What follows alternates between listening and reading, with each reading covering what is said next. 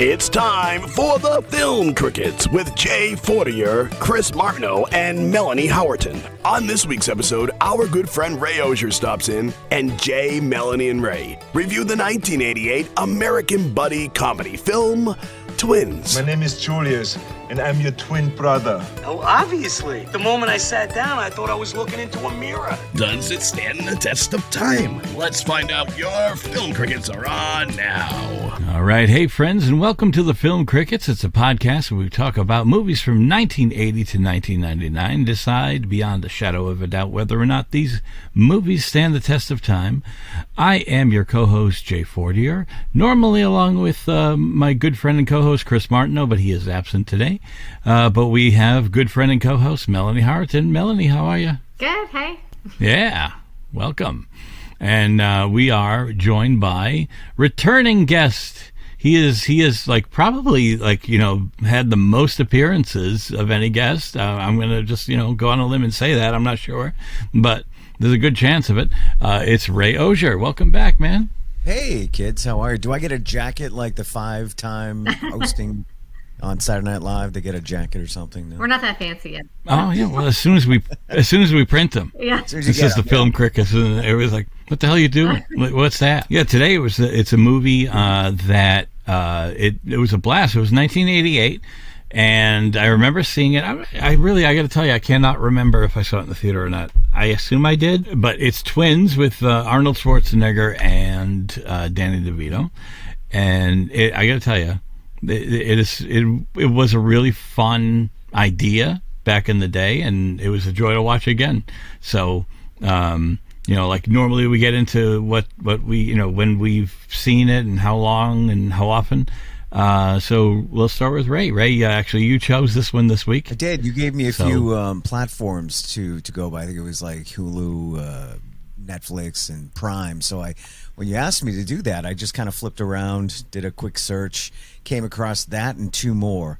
And you guys, Jay, you chose that one. I don't know why I chose it. I hadn't seen it in a while. I've been skipping by it as I peruse my streaming platforms, and I decided, why not revisit? Because I don't think I've seen it since I first saw it in the 80s. And I probably saw it a dozen times when it first came out. It was one of those movies you just wanted to watch over and over again. I feel like there were a lot of really funny, at the time, Danny DeVito moments. Yeah.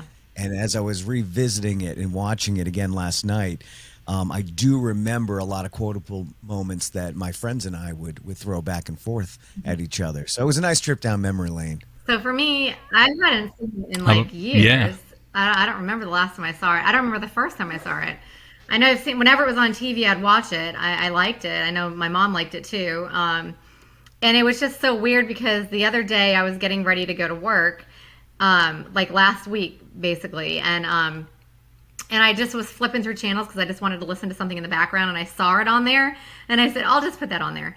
And so as I was getting ready for work, it was in the background. I was kind of like peeking in and watching it, and my mom was kind of sitting there. And then when you guys picked it, I'm like, that is so weird. Like, I hadn't seen it in years, and I literally just put that on there last week. So I watched it again so I could pay attention to it. And yeah, it was really cute. It's been a while, though. Now, I got to ask, don't you guys agree with me that it's a little wrong to rate it PG on by itself? Was it PG or PG-13? Was it PG for sure? According to what I've read, it's PG. Okay. When I looked it up, and I guess the reason I'm saying that is like her trying to seduce him in the bed. Like, like she's on all fours, trying to show him her, show him her butt a little bit, you know what I mean? Nothing major, but I'm saying, even the references that Danny DeVito would make sexual references to the milkshake, and then make actual, he's hitting the bottom of the table, so it's just, I don't know. I'm not saying I was offended, but I'm looking at it going, PG? Well, really? You didn't throw a 13 on there? It was definitely a different time, obviously. But I want to say that Arnold Schwarzenegger, I just saw it last night, I can't remember, but didn't he swear? Didn't he use the F-bomb once? I know he said he was really pissed off, but I don't know.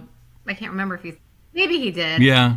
Maybe I don't think they said the F-bomb. I don't know. It just seemed a little It's not that the movie felt risque, but like I'm saying, in general, I'm thinking. I think it was more adult themed. That's all. It wasn't a kids movie at all.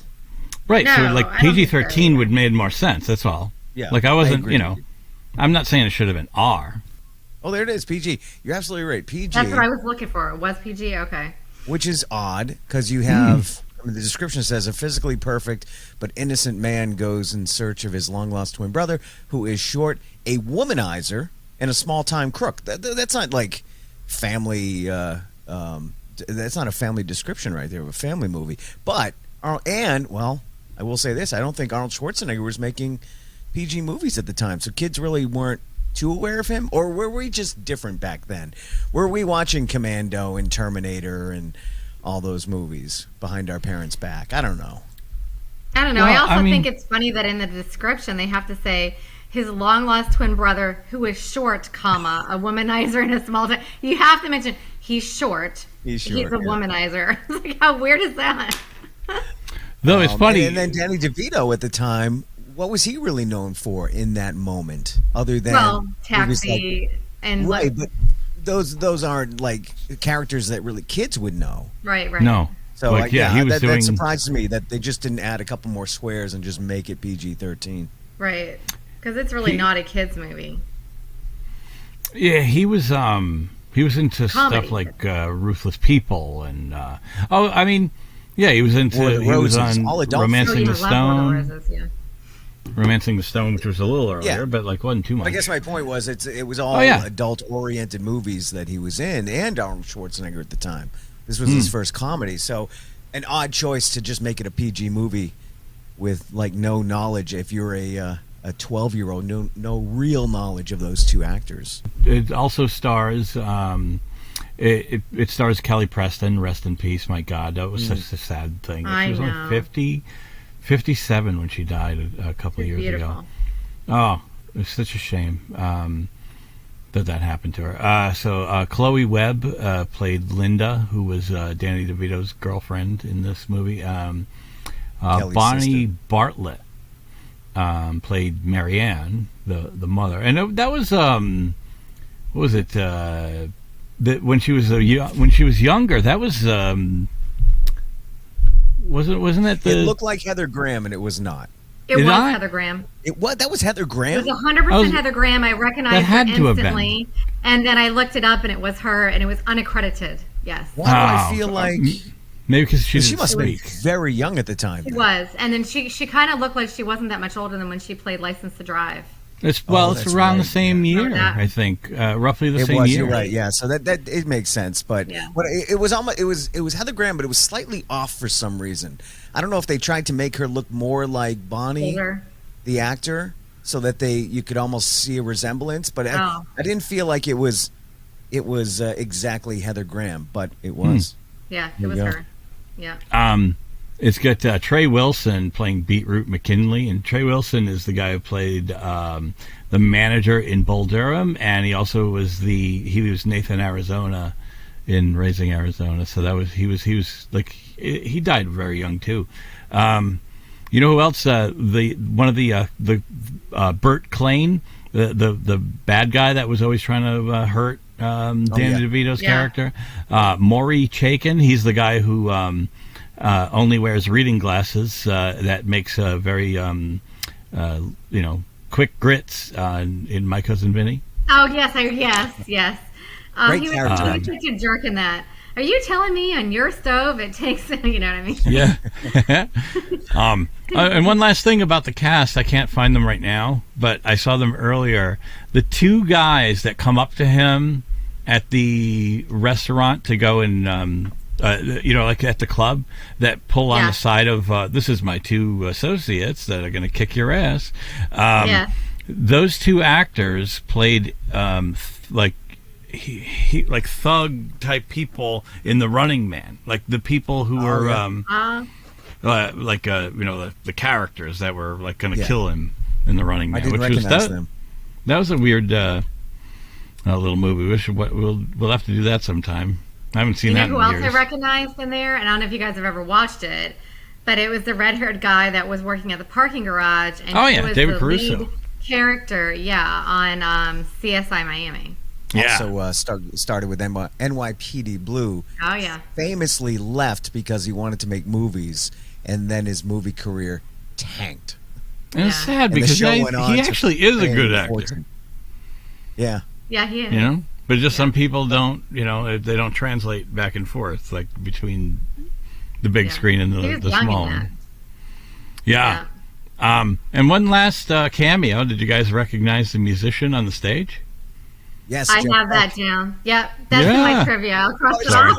I was Sorry. watching it. I was watching it with my wife, and she's like, "What the hell is this movie? And this is what's going on? Who wrote this thing?" And so I'm getting that from that end. I'm giggling a little bit, but what really got me was they're at a club, and the band's playing and stuff. And then I said out loud, "And of course, there's Jeff Beck." Like just a weird cameo that he would show up on stage at this little bar. I didn't I just recognize him asked at the all. I didn't question. even know that until I did the trivia, and I was like, "Oh, that's interesting. I'll put that in there." I just asked. I was like, "Is that Jeff Beck?" And then the next thing you know, I'm googling it, and I'm like, "Holy crap!" Yeah. Like this is weird, weird little thing. Weird placement of a famous guitar player at that time. Obviously, I don't know. It just they could have put a band in there, like the full band. Yeah. It would have made Right. a little bit more sense to me if it was a full band from that era. But Well, there's Jeff it was Beck. almost like a weird supergroup. There was a guy named God, I can't think of his first name, but his last name is Bosio. He's the drummer. He was married to Dale Bosio from Missing Persons. Oh, okay. I can't think of his first name, like Jeff Bosio or something like that. And either way, they were all famous in their own right, I guess. And it was just like a weird supergroup that nobody ever heard of, or it was just put together for twins. Right. When stuff like that happens, I tend to go down the rabbit hole and try to. It's almost like detective work. Figure out like who produced this and the director and how did they know? Maybe they were in a band with Jeff Beck when they were younger, or he's a fan. I always dig a little too deep to see why somebody was in a movie. Yeah. Or why somebody did a cameo, or why is somebody in so many of somebody's movies. You know what I mean? Yeah. Well, it wasn't an unknown guy. Ivan Reitman did it, and he easily could have been friends with these people. Like, you know what I mean? Like, yeah, that's what I was saying. That you usually try to connect and find out why that decision was made. It just seemed like an odd decision, so I immediately go into detective mode and try to figure out who done it, who casted Jeff Beck, and why. yeah, it was And really I cool. take my sunglasses off as I say, Jeff Beck. Ooh, the music is getting good, and I like David Caruso and yeah. Wow. Like you know what I noticed the opening. watching the movie is just all things that like we would never do today. Like they're like walking through the grocery store smoking cigarettes, and I'm like, Oh, okay, my that is God. freaking insane. And then the Playboys are in a grocery store, just literally right out in front for any kid to just pick up. I'm like, I don't think that was ever possible back then. I don't think that. I can't imagine that being real, because I always remembered like magazines being locked up behind something. I've never seen anything like that. But the smoking everywhere. You notice people are just walking around smoking inside of like, work meetings or in grocery stores or in restaurants. It's just so weird. But the grocery store, I thought that was so weird. Yeah, I agree. I thought the same thing. And especially with the nudie magazines. They're behind the counter or in the back of the shelf with like some kind of cardboard covering. Yeah.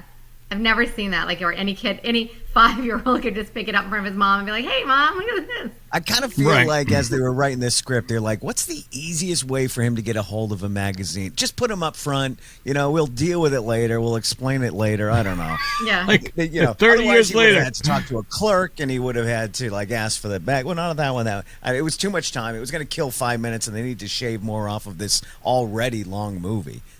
Well, and like, why at the grocery store? It would have been a little bit more feasible if it was at like a gas station that he went to or something. Like, I mean, but a grocery store right next to the produce is right behind him. It's just so weird. It also Right, had no, to it- connect him with Kelly Preston's character too. Yeah. Like, oh my God, there's a beautiful woman in here. Oh, there's one right in front of me too. And now you start to notice, oh, he's got feelings for women now. Yeah. Which is all new to him and stuff.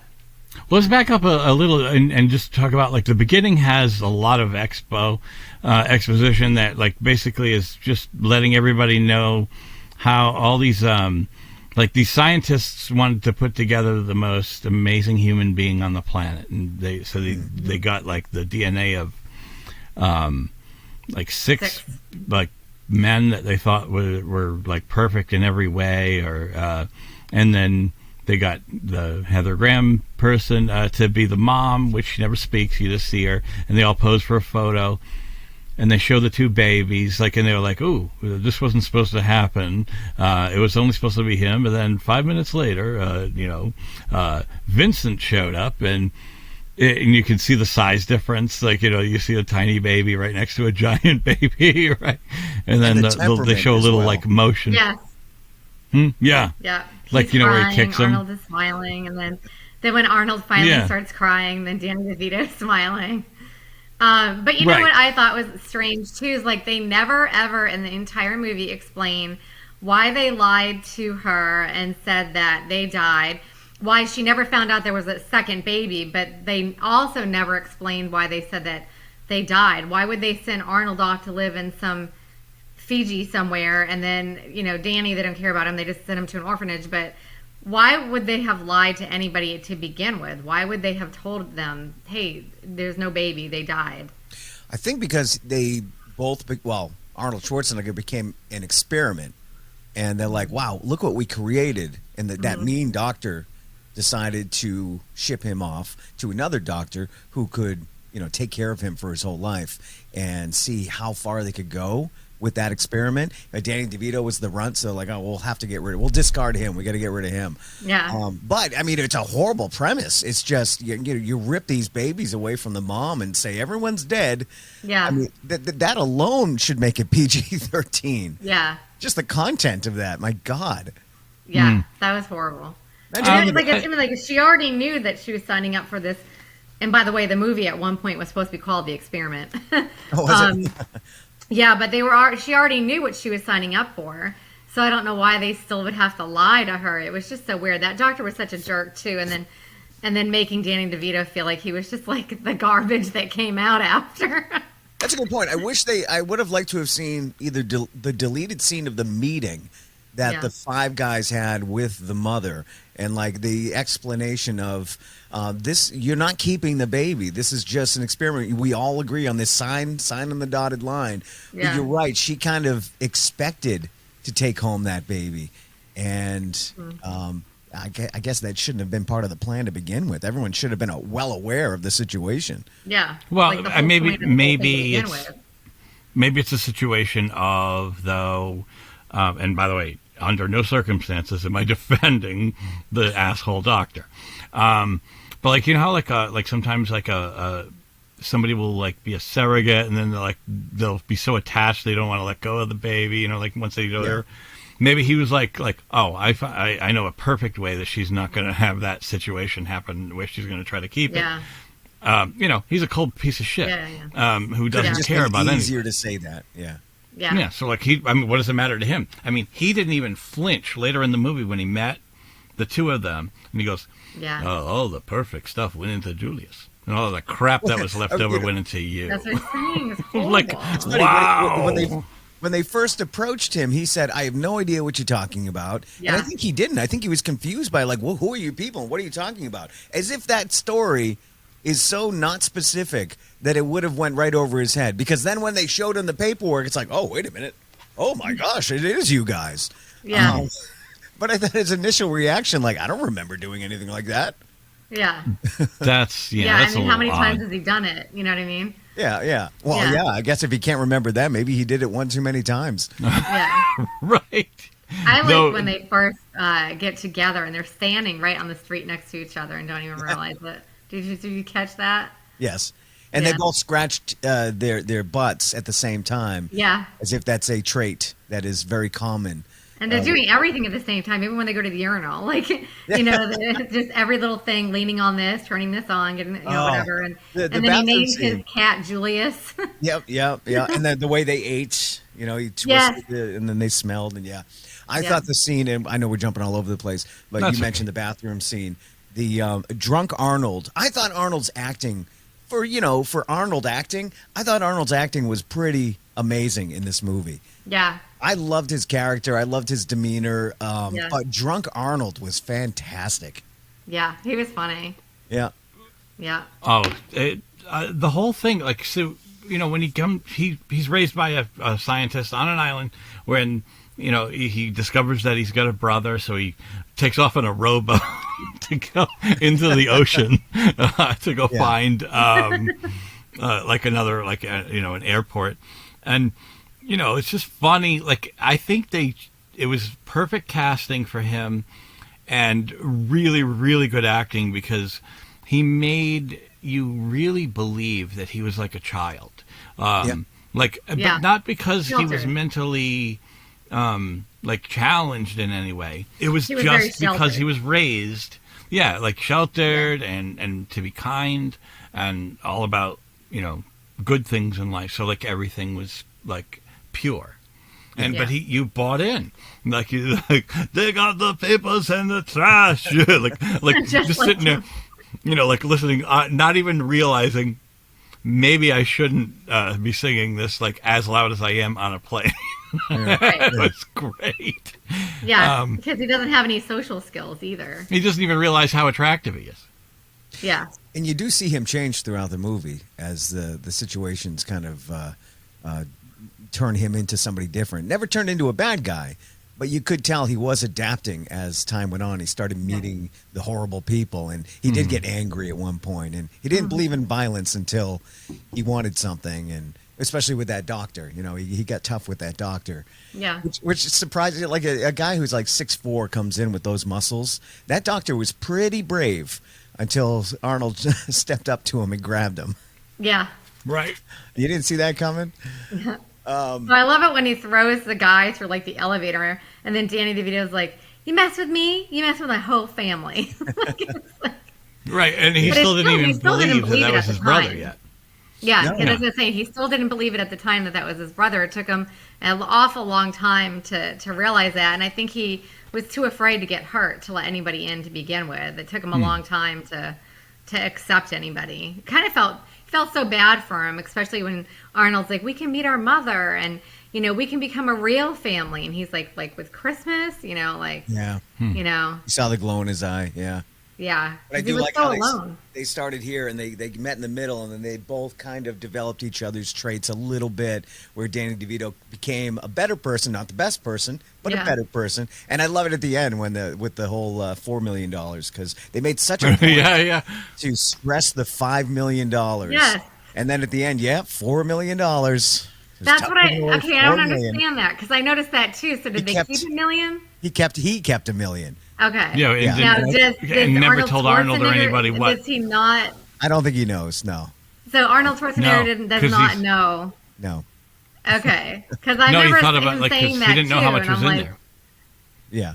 He's like, we have $12,000. That's it. So, and then he's like, it's tough giving back $4 million. Yeah, it was tough because it didn't faze him that there was only 12,000 left in their checkbook, because he's got $1 million. Yeah, right. Yeah, they have $1 million. I like to believe that he shared that with Arnold at one point.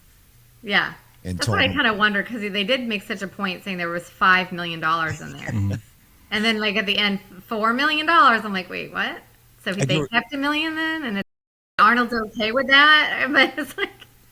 I remember rewinding that scene over and over where he found out it was $5 million, and it's just the shot of his living room, and he does this whole $5 million dance thing for like a minute. I rewound that over and over as a 16-year-old. Danny DeVito is so great. I mean, he still is. Yeah. But I do remember that because I saw Terminator, and I saw the Arnold being 16. At that point, you're watching the R-rated movies. So I was familiar with the characters. I mean, with the actors at that time. So I think that's what made that movie better. And Melanie, you must have looked into this, but that was his first comedic role, wasn't it? Okay, so when you said that earlier, I remember reading in the trivia that it wasn't. It wasn't? Okay. But that's what I was trying to look up, because when you first said it in the beginning, it said, I remember reading something that everybody says that this was his first, but it really wasn't, and they mentioned what it was. So, and I didn't write it down in the trivia, so I was trying to kind of go through it online to try to figure out what it was. I'll go through If my. I- Now we're on a mission. Yeah, that's what I'm doing right now. But I remember them saying that. I'm going to go through some of his comedies as I'm looking at this. Kindergarten Cop, but that was later. Yeah. Twins. Okay, so if we go backwards from Twins, Red Heat, The Running Man, Predator, Raw Deal, Stop the Madness, which may have been, but that's not a movie that anyone knows. Commando, Red Sonja, The Terminator. No, I mean, It said he started getting like people wanting like sending him comedy things after this, comedy scripts. oh, But you know what it is? They're was probably something. considering Hercules in New York, where he played Oh, that's not Hercules. fair. But He didn't that's even not- talk. Maybe. Meaning No, he no, talked, no. but He they became- edited whatever. They overdubbed He him. became famous for the Terminator, Conan, and then he was an action hero. So I would say legitimate, like the Twins was his first major comedy role.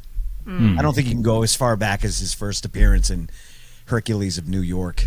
I don't think that counts. He may have been funny No. in that. I don't. Wondering but if he that's didn't- what they said. wasn't even though. his voice. No, I don't remember it at all. But that was what, because he was like Mr. Universe at the time. So they like throw this guy in a movie. But as he became more famous, he could have easily just kept with the action stuff. But they tried him in comedy, and I think it worked. I thought it was great. And then, Yeah. he had the crossovers like Kindergarten Cop, little action, little comedy. Yeah. And how funny was he in the car when he's driving for the first time?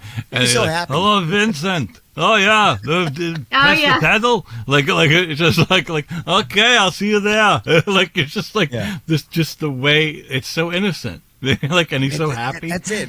That's why I found his acting to be amazing, because it came across as not goofy, not too funny. It was innocent. Like, wow, he is that character. And I was very impressed after watching it after all this time. And you make fun of people like him and Sylvester Stallone because of their muscles and because of their action movies. Oh, they can't act. And then you watch a movie like that, and obviously, I think Sylvester Stallone has proven himself time and time again to be a pretty smart guy and a good actor. But it is nice to be reminded, like, wow, they can act too. Yeah. And speaking of Well, Sylvester Stallone, I love when he walked up on the Rambo poster. He's like, ah. Yeah. And I have And they that had- in trivia. The reason why I wrote that down was because apparently when he did that, because he was comparing himself, like, oh no, mine are bigger. They were saying that, it's in my thing here. Oh, they had a very real rivalry over who was a better action film star spanning through most of the 1980s and 1990s. Yeah, they did. And he did the same thing in Last Action Hero. There was a poster in the fictitious world that he was living in of Terminator, and Sylvester Stallone's face was on it or something. It was very, I think you're right. and then Right. they went on to make Expendable movies together, so they became friends eventually. And who Yeah. knows what that rivalry really was back then? But you're right; they did have a rivalry as far as who was the better action hero. And then they Oh, I ended up, didn't even know that until I read that. Just I'm like, really? Yeah. Yeah, and you know what's funny? They had a rivalry. I don't know if you've heard this, but they had a rivalry to the point where Arnold would like set him up, because Arnold was like, kind of possibly a bigger action star at the time, or at least like, I mean, a lot of people could have thought so. And he would get word out that he was really interested in a movie, and then set up Sylvester to like, listen, if you don't do Stop or my mom will shoot, Arnold's gonna do it. Right? Oh my God, that's and he ends so up funny. doing the movie, and like it's like such a shitstorm of like like That's an embarrassing movie. wow. Well, it That's said pretty that great. Arnold made more money from Twins in the whole long run of like everything that they make money from, like VHS tapes and everything else after. He made more money from Twins than he's ever made in any of the Terminator movies. I would say commercially, that was probably one of the biggest movies he ever did up to that point. Twins. Commercially, yeah. Yeah.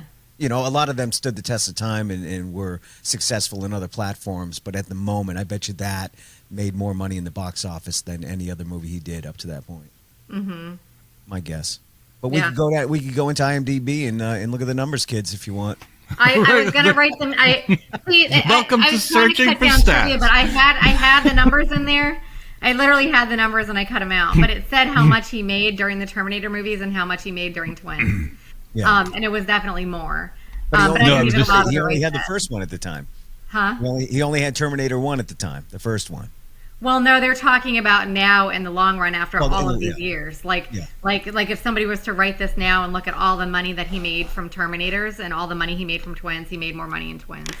Well, Wow. that's okay. Well, that's surprising then. Like Especially to part date, 2.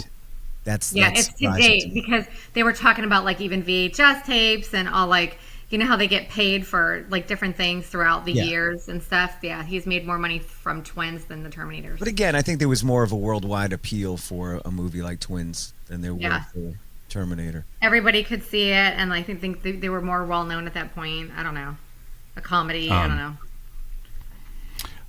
Who wouldn't though want to enter a room like when he is and I'm talking about from his standpoint, who wouldn't want to look how perfect he looked when he's in the towel and he goes yakety yak and then like Kelly Preston walks in and loses her mind.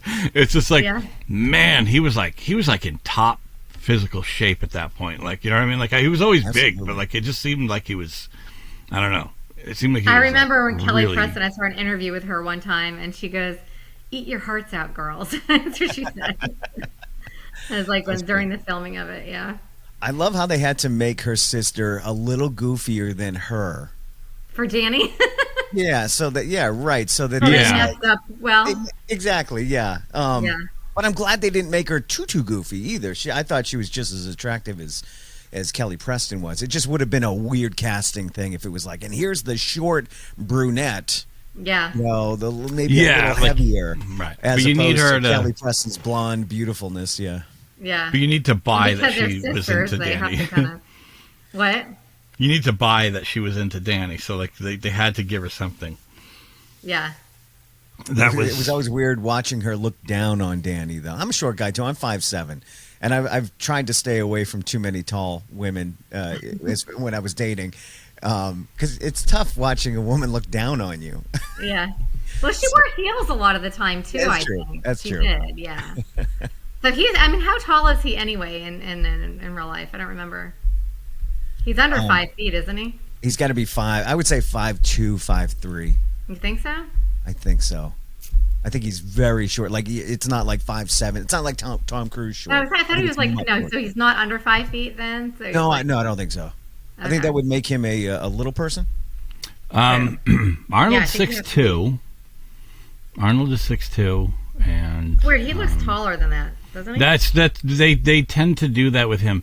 Whoa, Danny DeVito, 4'9"3/4. I told you, I could have sworn I read somewhere that he was not 5 feet tall. Oh my God, I didn't realize he was that short. Yeah, and remember in the beginning when he parked and the guy gave him a ticket, and he's like, "You parked in the handicap." He goes, "Do I look normal to you?" And he's Right. like, "You don't have a handicap sticker." That was funny. Yeah. The only thing I didn't like was that they made him a womanizer. Didn't, because they only Well, addressed he that. changed. Yeah, but they only addressed it at the beginning. And Yeah. I don't think they needed to make him they could have made him a crappy person, but Yeah. they didn't have to make him a womanizer. It made me not Right. like him knowing that he was in a relationship with the other woman, because I Right. liked her and I don't know. I wanted to like them as a couple, Mm-hmm. but he's just not a great boyfriend. Not for that reason, because he cheats. For other reasons. That's the only thing I didn't like. And it's such a small thing. I just didn't think they needed to do that. Well, it Yeah. kind of seemed to me like I thought so too, but in the whole beginning of the relationship, when you can kind of tell that they're dating, and you don't know if they have something solid. But then when they're in the hotel room together, she's like, "There better not be any other girl," or something like that. Or, Yeah, yeah. I forgot which, and he goes, "There isn't anymore." He's like, you know what I mean, like not anymore. I think the way he grew up, being raised in an orphanage, nobody ever really cared about him. Nobody did anything for him. He had nobody to depend on. He had to learn at a young age. He had to depend on himself. If he doesn't do something for himself, nobody's going to help him do anything. So he did try to take advantage of whatever he could possibly take advantage of. Whether it was a money situation, a girl situation, anything. He's like, I've got to do what I need to do for myself because no one else is going to do anything for me. And I got to think about myself because no one's ever thought about me. I don't think he realized until later on how much he cared about her, how much she really cared about him. And I think that trip together that they took that they weren't supposed to take, and she kind of was, if you don't take me, I'm going to tell everybody about what's in the trunk of the car. So I think that they all needed that because it made the two brothers closer together. All the all the relationships between all of them closer together. They needed that time. It was like a family, I wonder if he would have went back to get them after he took off eventually. I think he would have felt bad enough to do that. I hope so. I know, right? He just left them stranded on the freaking side of the road. So dangerous. They throw their luggage out at him. There's no car. There's nothing. Well, again, too, like throwing the luggage, he could have at least placed it down. I mean, that was rude too. Just tossing luggage at women. Yeah, I would have been pissed. There's a few odd writers' decisions in there that I think they could have tweaked a little better.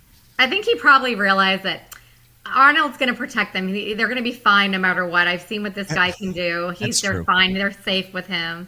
If it was just the two girls on the side of the road, then that would have changed everything. He would have been just an asshole.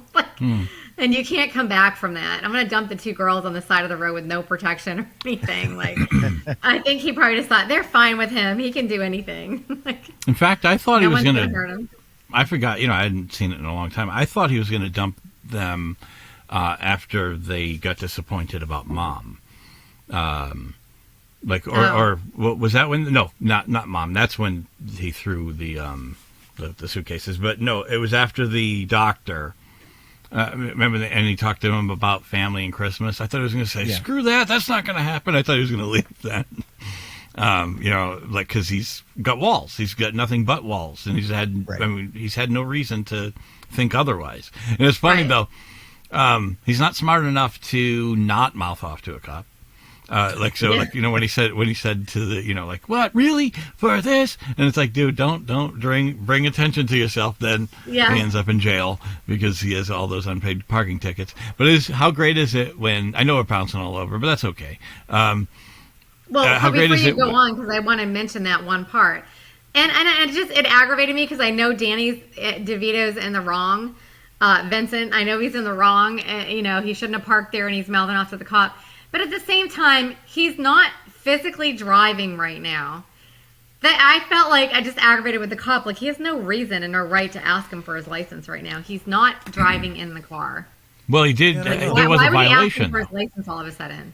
No, because but why does he need his license? He left a ticket. He doesn't need his license. That ticket's telling him that he's got to go pay it or appear in court. Why does he all of a sudden say, give me your license and registration? You're not driving in the car. I felt like he had no right to ask him that. I don't know. That's just me. Welcome to the Etiquette of Cops by Jay and Melanie. It's a new podcast that's going to be They should our have had a sister consultant. podcast. They should have had a producing consultant or consulting producer on set who was into law enforcement. Yeah, I agree with you. Another one of those odd writing mistakes. Well, guys, I think, though, if I just witnessed a cop that gave me a ticket, if I pissed him off enough, I guaranteed fucking want to see some shit. Because I'm pissing him off. He already gave him a ticket. He's not going to take it back. He's like, well, too bad. I know, but this is Melanie, give me your license and registration. Melanie, I got that. However, I challenge you to piss off a cop after he gives you a parking ticket, and then go explain the same exact argument to a judge once you're in front of them, because I guarantee some bad shit's gonna fucking happen. Maybe not. Well, that would have been my luck. That was actually my luck in the olden days too. I did some stupid stuff. So that would have been me. I just look at it like it was the same way. If I got in trouble for something stupid, I had no problem telling the cop, "Excuse me." No, this is not right. I'm not paying for this. I'm not taking this. You can take it back. 1 month later. Right, exactly. I don't have a problem. I would never do that now, but I had no problem doing it when I was in my 20s. Right.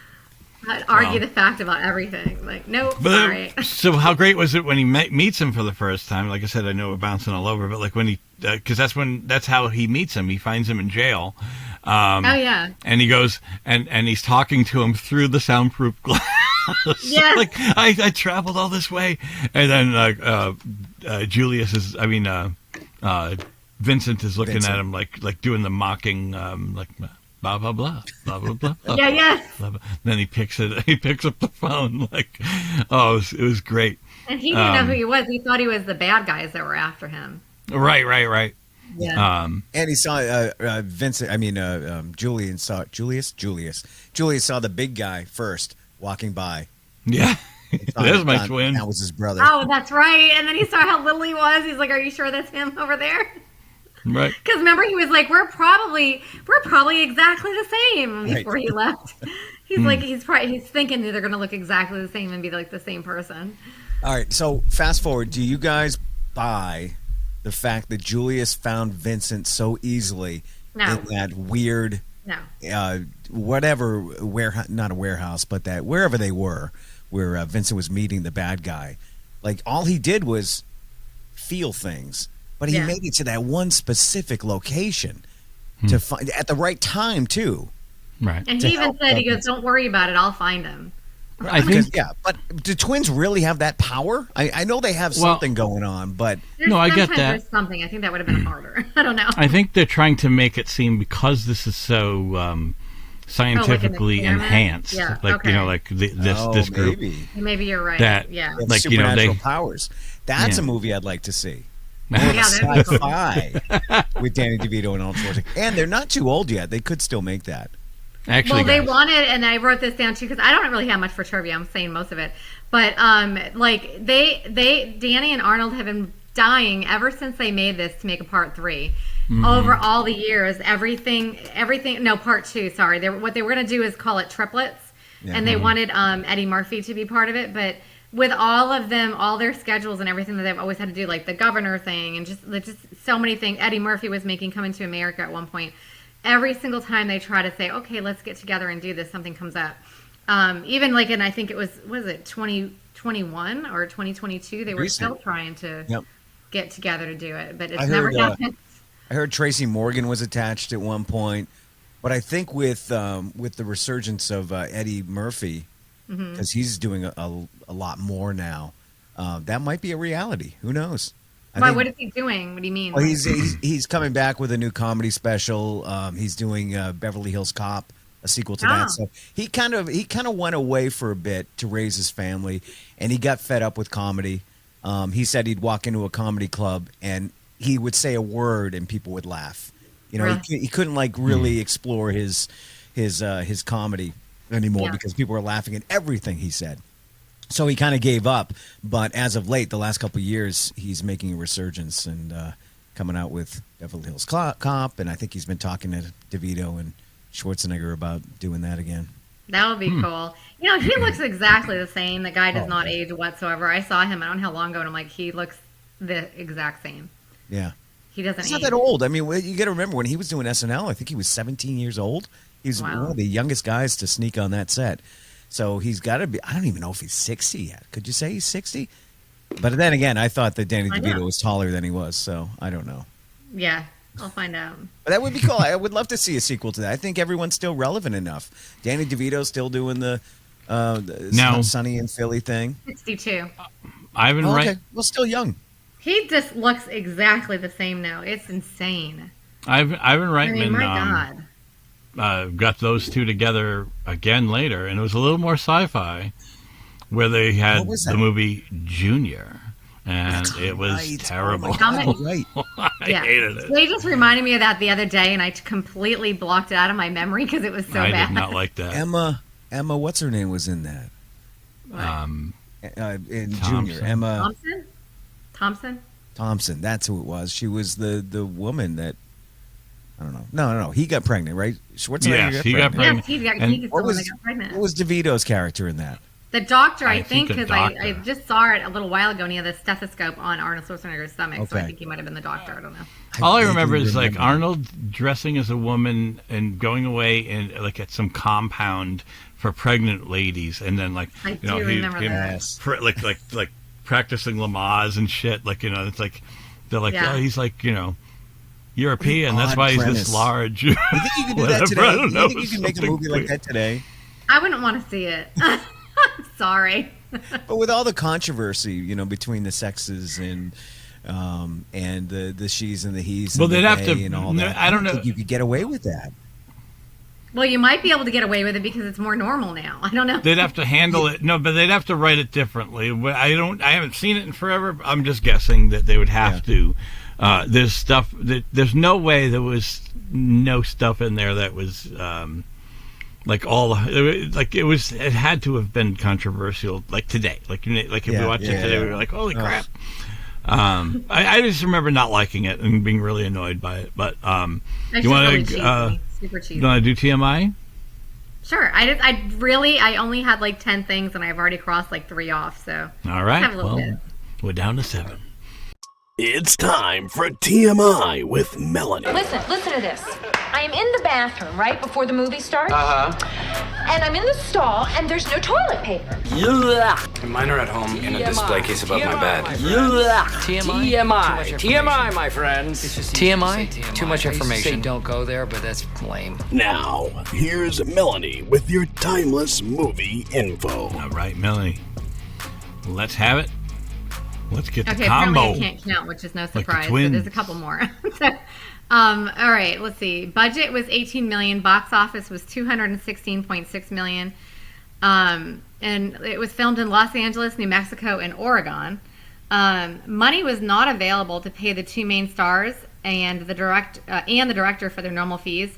So they all decided to split the percentage of the gross profits between the 3 of them. And they ended up making more than they would have made taking their original upfront fee because the film was such a big hit. There you go. During filming, huh? What are you There's saying? why. Oh yeah. Because they got a piece of it. Like if you real quick, and I'm not trying to go interrupt ahead. your flow. Yeah, no, I don't know that much. The guy who was in Get Smart, that comedic actor, Don. they asked him. They said, "Would you like a certain amount of money per year, or would you like a piece of the show?" And he took a piece of the show, and it's like was paid forever and made a boatload. Yeah. Let's just hope it was that like Schwarzenegger Marianne and from DeVito Gilligan's didn't make Island. the same deal on. Let's hope that Schwarzenegger and DeVito didn't make the same deal on Junior. Oh God, no kidding. Oh, we did so well on Twins. We'll pay us nothing. We'll just take something off the back end. Yeah. And I think they wrote their it might have contract still made down money, for this movie on napkins in a restaurant. And then it said that Danny DeVito had like put it in a frame or something. Okay, so during filming of the movie, Danny DeVito made everybody pasta, espresso, and sambuca for all the actors. And then also Arnold gave the cast and crew 2 T-shirts. One was that Born to Be Bad T-shirt that he got from the gas station, and the other one was a gym T-shirt that he was going to at the time.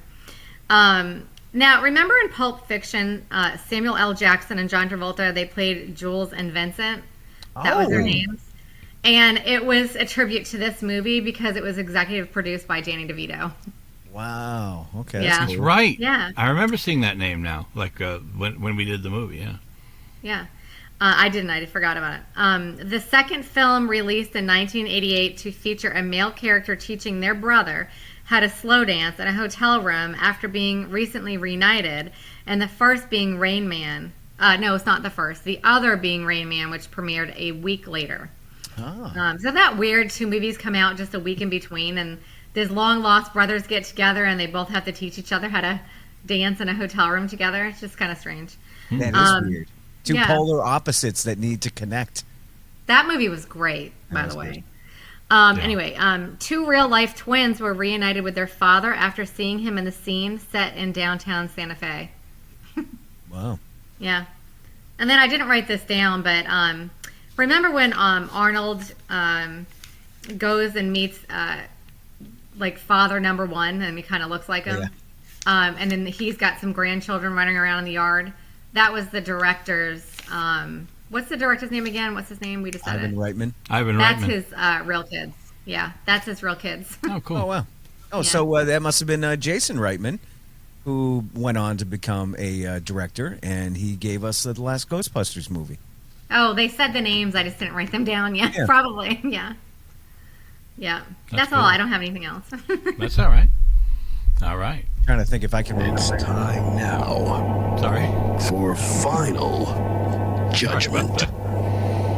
Are you ready to rubber stamp this bitch? Here's the final judgment. All All right, it's time for Final Judgment. Sorry, Ray, didn't mean to cut you off there. That's okay. I wasn't saying you were anything. mid-sentence, and I accidentally pressed the button. I was like, oh, No, you're good. Wait till it's gone. But here's the point where we talk about how well the movie holds up today, and, I'm going to hold up my cup of Homer Simpson coffee. That's cute. But yeah, so let's start with Ray. You picked a movie today, and we'll see what you think.